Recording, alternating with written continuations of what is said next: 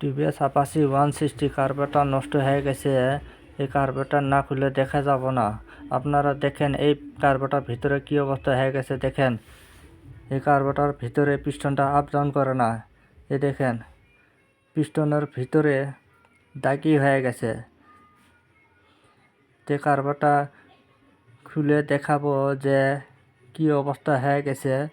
এই দেখেন এই যে কার্বোরেটর ভিতরে ডাম্পিংটা পেন হয়ে গেছে।